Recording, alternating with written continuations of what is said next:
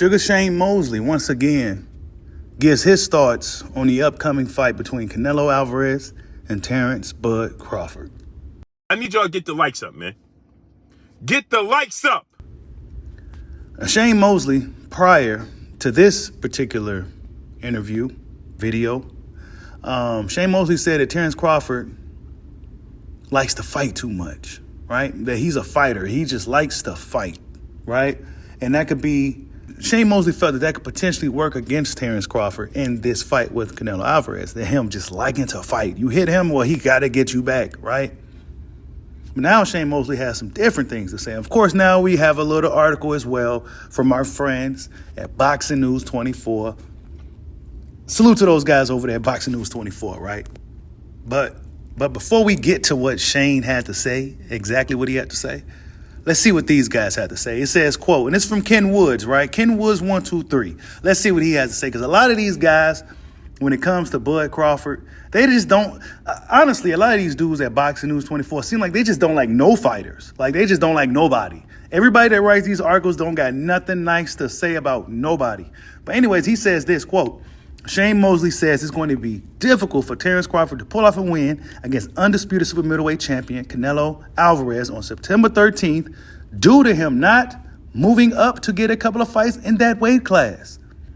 Now, this is one of those things where, okay, fans, Crawford, he should have got a fight, an interim fight at 168 pounds. He should have got a tune-up fight. He should have, right? He should have, maybe there's a reason why he didn't take the tune-up fight. Maybe somebody could ask him, why didn't he? Whenever they can get a camera in his face again, right?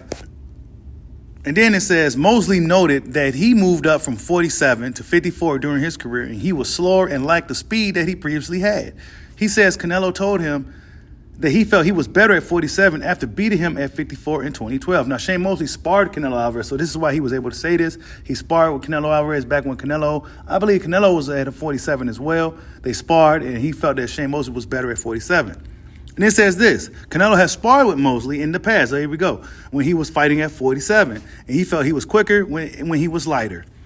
Crawford had one fight at 54 and did impress against Israel Michimov last August. Now he's moving up 2 divisions to face Canelo at 168 after sitting out the ring for 13 months.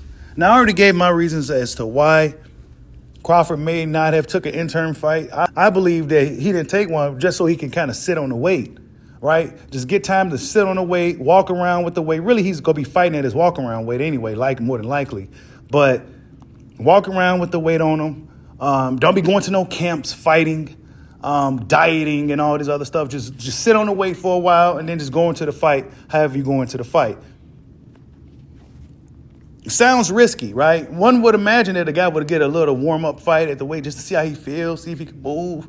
But Crawford said, man, I'm going straight into the fight, bro. I don't need none of that. Like Errol Spence, I don't do tune-ups. I don't do none of that, right? Then it says, Mosley says Jermell Charlo told him that when he moved up from 54 to 68 and fight Canelo in 2023, he felt slower than he had been.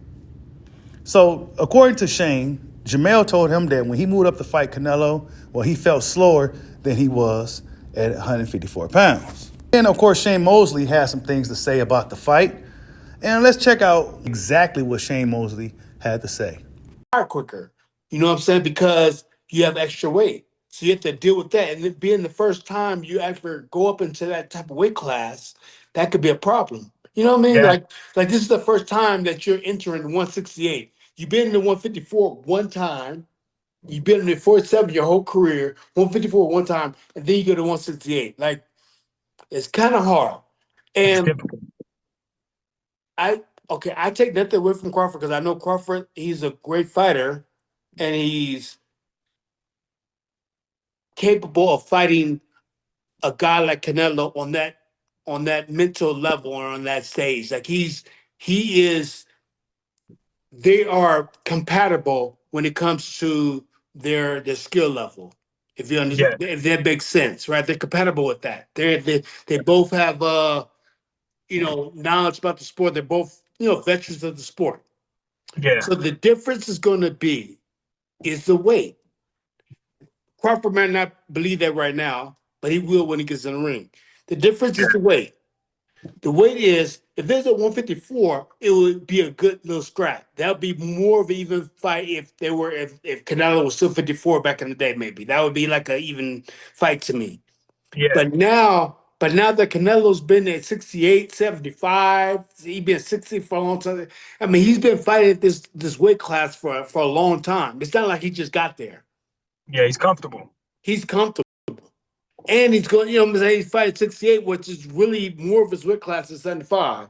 So now, man, I mean, it's going to be very hard for Crawford to do something. I mean, to get something done, which he can because they have the height and all that stuff, but it's going to Yeah, be so hard. And I just can't see it. I mean, anything can happen because it's a fight, and you can never count anybody out. Never. Crawford's very strong physically. He has great physical strength, yes, natural strength. You know what I'm saying? So, and that's how I was able to move to 54 and go up different weight classes to be able to work with, let's say, like Fernando Vargas, whoever else that was a 54. yeah, But naturally, I'm really a 47 pounder.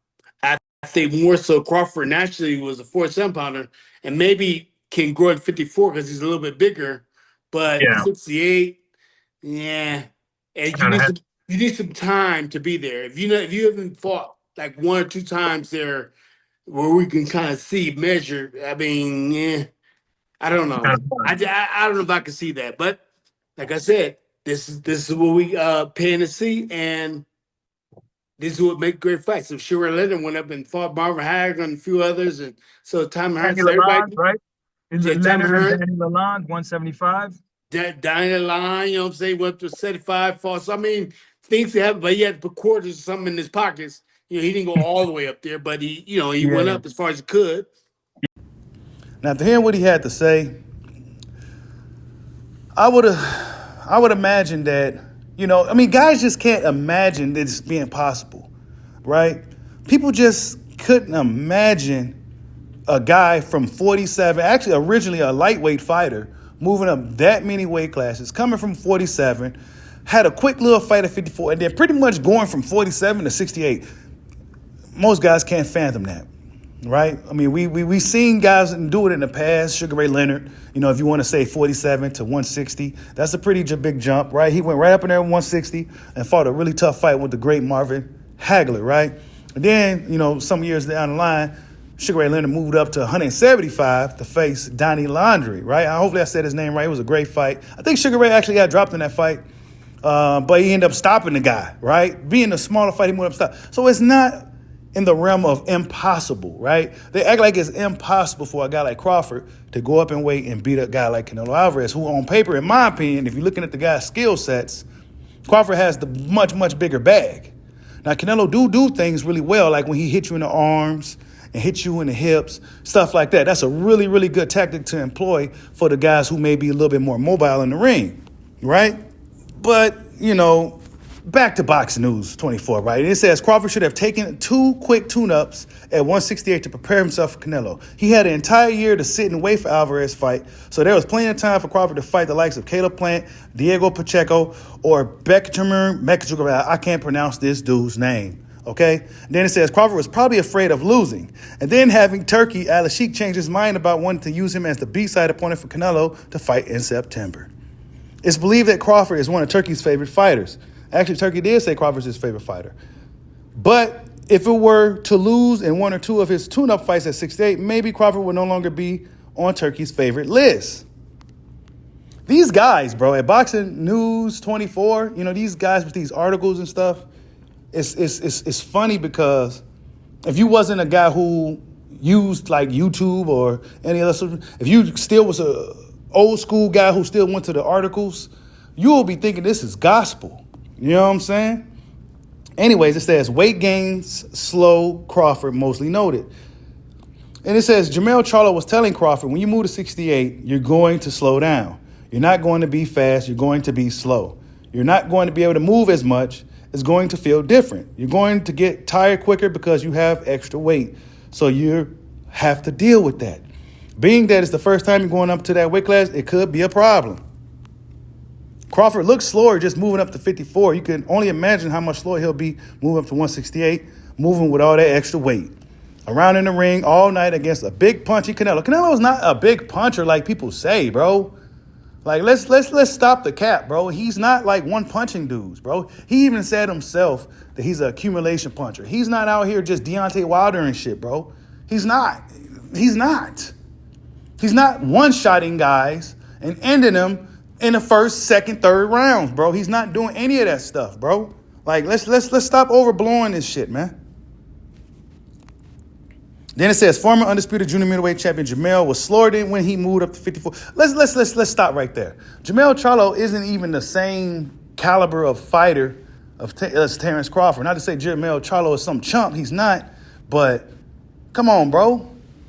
Jamel Charlo in that fight with Canelo, all leading to the build-up. See, Canelo saw Jamel chilling. He caught Jamel slipping. Jamel was out partying. Jamel was out drinking. Jamel wasn't even focused 100% to be going to a fight like that with Canelo Alvarez. Canelo Alvarez knew this. This is part of the game. It's not what you do in the ring. It's what you do outside of the ring as well. And these guys be watching. Canelo's watching this dude, Jamel. Jamel Charlo was a fiery fighter.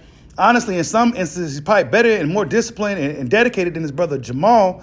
And then at one period, he was just like drunk on a live stream, right?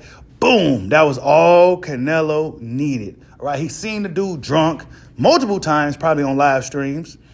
Then, all right, let's get this dude in the ring. Get him right up off the couch. Boom. Got up in the fight. Jamel Charlo was Canelo's biggest fan going into the fight. So in the back of my mind, I'm like, all right, man, he ain't really trying to go out there and win. He just happy to be here. And sure enough, he went out there and let Canelo have his way with him. Pause. Then it says, quote, this is going to be your first fight at 168. You've been at 54 one time. You've been at 68 from 2018 to 2023. 154 one time, and then you're going 168. It's kind of hard, said Mosley. And, of course, we heard him say this. Look, man, of course it's going to be hard. It's not easy, right? High risk, high reward. Some guys in this world just can't fathom that there's guys like Bud Crawford out here who has balls, who has guts, who isn't afraid of shit. They just can't believe that there's guys out here who's that crazy, right? They just can't believe it, but believe it, all right? And he's going to show us September 13th what it's all about. If this weight is going to really be a factor for him, if the weight is really going to hinder him in this fight with Canelo Alvarez. That's what we're going to see. And if the weight doesn't hinder this guy, it's going to be a long, rough night for Saul Canelo Alvarez. Mark my words, right? But I don't think the weight is going to be a problem. I think Terence Crawford is going to handle the weight just fine. I think his speed will be just fine. I think his team and everybody involved will have him well prepared for this fight. We must remember, unlike Jamel Charlo, who is a pretty disciplined fighter, I never really seen Jamel out of shape, but we seen him high. We seen him drunk. We seen him this, right? We never seen it from Terence Bud Crawford. Arguably the most disciplined fighter in the sport. Don't do nothing, right? So I'm not looking for these same, just because it happened to Jamel, it didn't work out for Jamel, don't mean it won't work out for Terence Bud Crawford. We can't always say, oh, well, that's just impossible. Most guys just can't do it. Well, we got to wait and see if this guy can do it, because he strongly believes in himself that he can do it. So let's just wait and see what happens. Really, we live in soft times, okay? So soft shit is running amok in the world, right? So we got a lot of dudes saying soft shit. Look, Crawford wants to go to 68 and beat up on a guy like Canelo Alvarez. Let him do it. Canelo is also a fighter who comes from 47. I'll bet a long time ago. He's been at 68 for quite a while now, but that don't mean he won't go up there and get his ass kicked. But tell me what you guys think. Shane Mosley now, once again, said Crawford will be tired, he will be slow, and he will damn near get beat by Canelo. Like, subscribe, holla at your boy.